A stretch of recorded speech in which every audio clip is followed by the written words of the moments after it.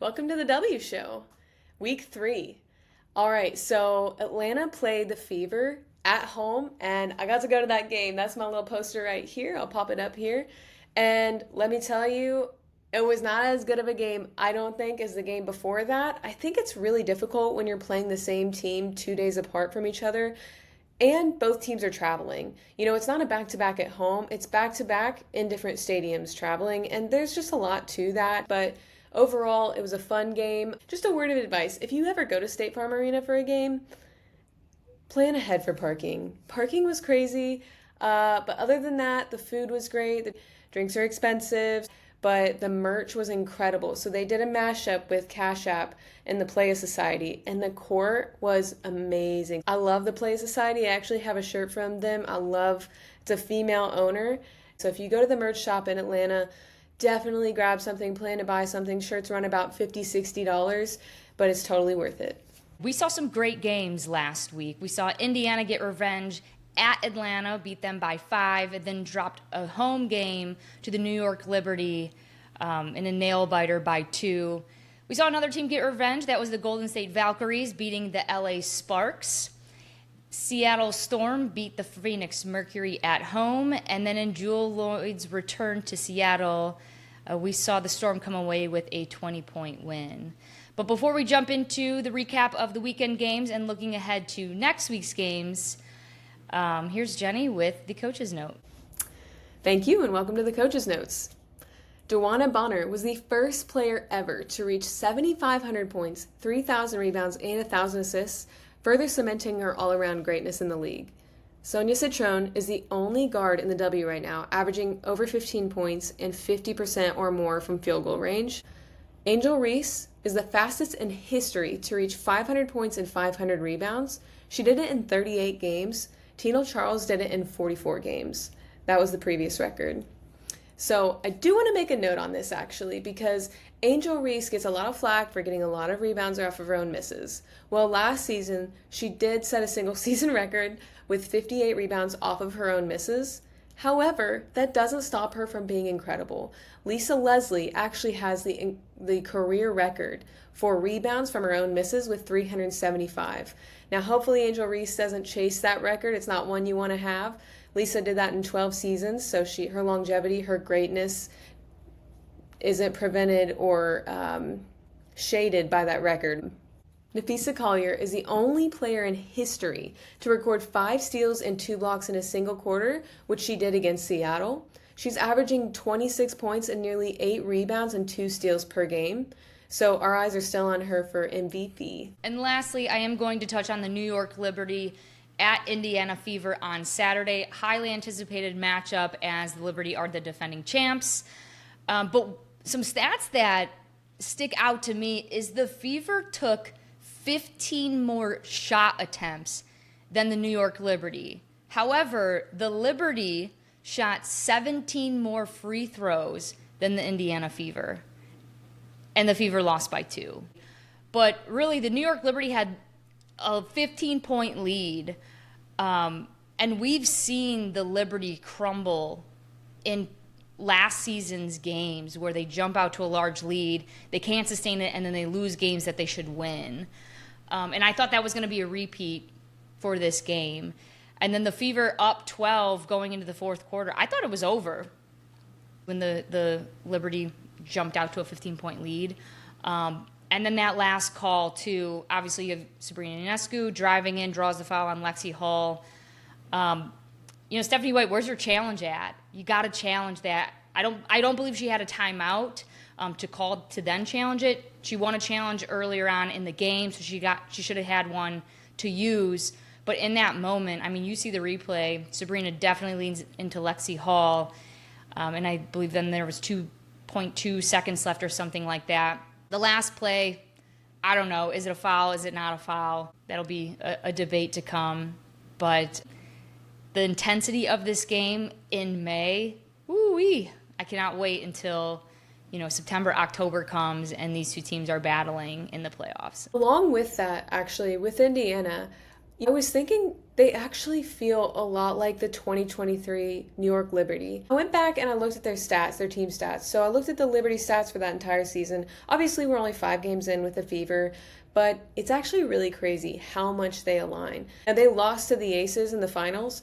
They weren't as stacked as they are now, but their 3-point percentage for the Liberty, it was 5% more. Their free throw percentage was almost 15% more. Their fouls were down. They had 6 fouls less than the Fever are averaging. And their assists are actually up by 6 per game. So I think those stats are actually great stats for the Fever to focus on from now on. And honestly, Caitlin's a big part of that 3-point percentage being down. So once she comes back and she's healthy, I think that'll bump right back up. But they really need to hone in on those stats to be a better team and contend for a championship. We do have some injuries to update you all on. So Brittany Griner, she was out for the 2 past games. She wasn't available against the Sparks on Tuesday. Atlanta did come away with the win. Tiffany Hayes is still out for the Golden State Valkyries, but we did see them beat the Sparks without her. The most notable one is Caitlin Clark, who's going to miss at least 2 weeks. Rakia Jackson did return for the LA Sparks last night against the Dream. She did play limited minutes, so we'll have to keep an eye on that. And then Sabley for New York Liberty, she was out against the Indiana Fever. I would have really liked to see her play against the Fever. It would have provided the New York Liberty another big to throw at Boston. Next, we're going to talk about our makes and misses for this past week. So my make for this week is the Seattle Storm. They dropped a opening season game to the Phoenix Mercury. I was pretty disappointed about that. I talked about that in last week's episode, so go over there and check it out. But after losing to the Mercury, they beat Dallas, got revenge against Phoenix at home, and then they beat Las Vegas by 20 at home in Jewel Lloyd's return. They did just lose to Minnesota Lynx, but the Minnesota Lynx, they're a top 2 team in the league right now, but Seattle has really surged, in my opinion, in putting themselves in a position to be a top 4 team. I mean, Nneka Ogwumike, Skylar Diggins, Gabby Williams has been playing out of her mind recently, and Erica Wheeler off the bench. If she continues to put up those types of numbers, we could be looking at 6th player of the year. Against the Mercury, the second time at home, Seattle was up by 1 heading into the 4th quarter, and then I believe forced 4 turnovers, only allowed 6 points, and then won the game by 7. And then against the Las Vegas Aces, the Aces allowed 34 points in the 1st quarter, but Jewel Lloyd was off to a tear in that game. She came out with 12 points in the 1st quarter and ended with 14. Seattle's defense was just swarming from the beginning of the game to the end of the game. So great win by the Seattle Storm. They do play again here shortly, so it'll be interesting the adjustments made by Noelle Quinn and Becky Hammond, and even by the players to combat Seattle's defense. Okay, I see you. My make is Minnesota. They were down by 15 with 5 minutes left against the Connecticut Sun, and they won by 6 points. This team has no quit in them. Nafisa Collier in that game dropped 33 points, 11 rebounds with 3 steals and 3 blocks in the game. She's averaging 2 steals. She's looking like the MV-Pheeee. She's looking like the Defensive Player of the Year. And they didn't even have Kayla McBride in that game. Kayla McBride is now back, and she played against Seattle. Instantly made her first 3-point shot of the season. She shot 50% from the field with 15 points against Seattle. So Minnesota looking hot. I think they're going to continue to look hot, more on them later. And my miss is actually Indiana. And it's not just based on Caitlin Clark missing the next couple weeks, because I do think they have an easier schedule. They're playing against the Connecticut Sun, Washington Mystics, and the Chicago Sky. And this is a chance for them to figure out, like you said, their roster spots and who is going to play what role without Caitlin Clark on the floor. Obviously, that's a big missing player, but Kelsey Mitchell has led this team before, and I would really like to see her in the point guard position now. I saw that they tried to play Sydney Colson in the point guard position against the Mystics. I don't think that worked. She played 31 minutes. She had 4 points. And my issue with Sydney Colson is really just that she's not a starting point guard. I don't think that the talent matches what Kelsey Mitchell can do with a ball in her hands. She's a big three threat. She creates shots for herself. And she's played a year without Caitlin with Aaliyah Boston already, and that was the year Boston won Rookie of the Year. So my starting five for the Fever right now would definitely be Kelsey Mitchell at point guard, and then you have Natasha Howard, Lexi Hull, Sophie Cunningham I would also have start, with Aaliyah Boston, with Bonner coming in for Howard or Cunningham in that game.